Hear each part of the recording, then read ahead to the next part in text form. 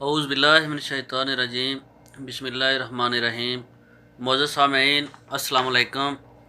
آج کی video curfew میں پاس حاصل کرنے کے متعلق ہے کہ آپ لوگ پاس کس طرح حاصل کر سکتے ہیں ایمرجنسی کی صورت میں۔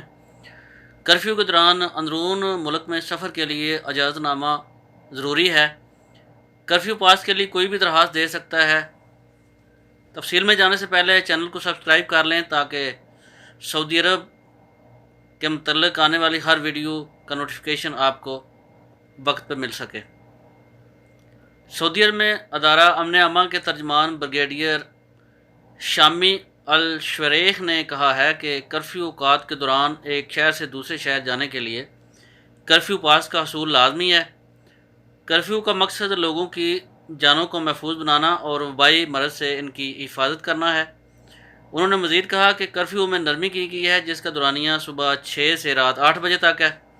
اس کے علاوہ کرفیو اوقات میں گھروں سے باہر نکلنے کے لیے کرفیو پاس کا حصول لازمی ہے۔ کرفیو پاس حاصل کرنے کے لیے وزارت داخلہ کی جانب سے ویب سائٹ مخصوص کی جا چکی ہے جس پر کوئی بھی شہری جا کر اپنی ضرورت کے مطابق درخواست دے سکتا ہے۔ اس کے لیے ویب سائٹ پر سفر کے بارے میں وضاحت کرنا بھی ضروری ہے کہ آپ کو پاس کس لیے چاہیے۔ آپ کرفیو پاس کس مقصد کے لیے حاصل کرنا چاہتے ہیں، یہ تمام ڈیٹیل آپ نے ویب سائٹ پر جا کے درج کرنا ہوگی۔ آپ کی مجبوری کو دیکھ کر ہی اہلکار آپ کو پاس جاری کریں گے۔ یاد ہے کہ سعودی عرب میں کرفیو اور لاک ڈاؤن میں نرمی کی گئی ہے، مگر ساتھ ہی لوگوں کو کچھ ہدایات بھی کی گئی ہیں جن پر عمل کرنا ہر ایک شہری کے لیے ضروری ہے۔ مثلا گھروں سے باہر جاتے وقت ماسک کا استعمال اور سینیٹائزر کا استعمال کرنا ضروری ہے۔ ایک جگہ پر زیادہ لوگوں کا جمع ہونا قانون کے خلاف ورزی ہوگا۔ ایک آدمی سے دوسرے آدمی کا فاصلہ 2 میٹر رکھنا ضروری ہے۔ ماسک نہ لگانے والوں پر 1000 ریال جرمانہ عائد کیا جائے گا۔